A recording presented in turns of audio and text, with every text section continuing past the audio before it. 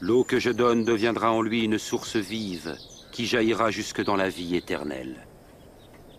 Seigneur, donne-moi de cette eau, afin que je n'ai plus jamais soif et que je ne vienne plus puiser ici. Va, appelle ton mari et reviens. Je n'ai pas de mari. Tu as raison de dire que tu n'as pas de mari. Tu as été marié à 5 hommes, et celui avec qui tu vis n'est pas vraiment ton mari. Tu m'as dit la vérité.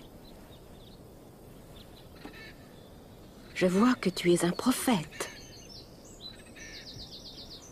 Mes ancêtres samaritains adoraient Dieu sur cette montagne. Mais vous, les Juifs, dites que c'est à Jérusalem qu'il faut adorer Dieu. Crois-moi, femme. L'heure viendra où les gens n'adoreront le Père ni sur cette montagne ni à Jérusalem.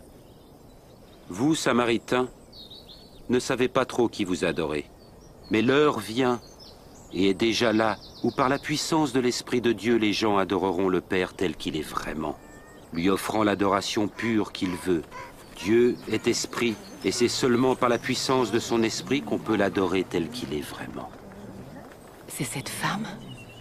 Pourquoi est-ce qu'il lui parle? Sait-il qui elle est? Je sais que le Messie viendra. Et lorsqu'il viendra, il nous dira toutes choses. Je le suis.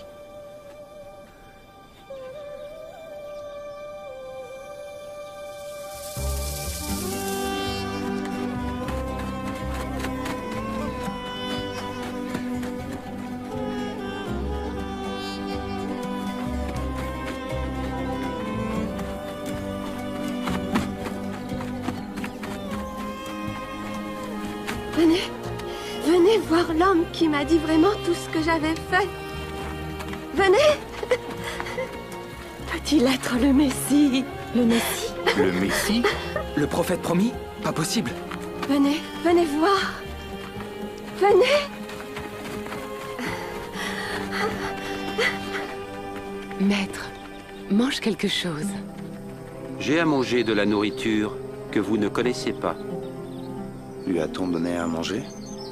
Ma nourriture est d'obéir à celui qui m'a envoyé et d'achever l'œuvre qu'il m'a confiée.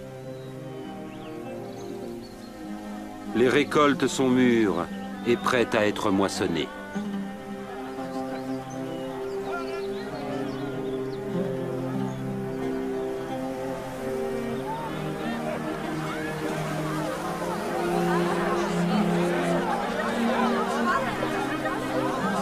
Regardez tout ce qui arrive. La bonne nouvelle est aussi pour les Samaritains?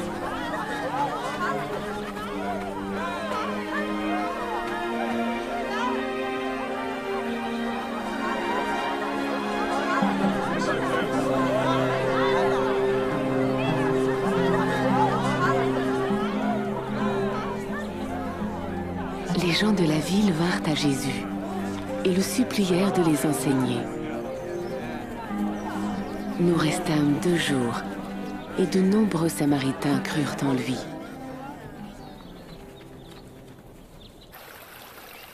Demandez, et vous recevrez. Cherchez, et vous trouverez. Frappez, et l'on ouvrira la porte. Car tout homme qui demande reçoit. Celui qui cherche trouvera. Et à celui qui frappe, on ouvrira la porte. Si l'un de vous est père, donnera-t-il à son enfant un serpent quand il demande un poisson? Ou un scorpion quand il demande un œuf?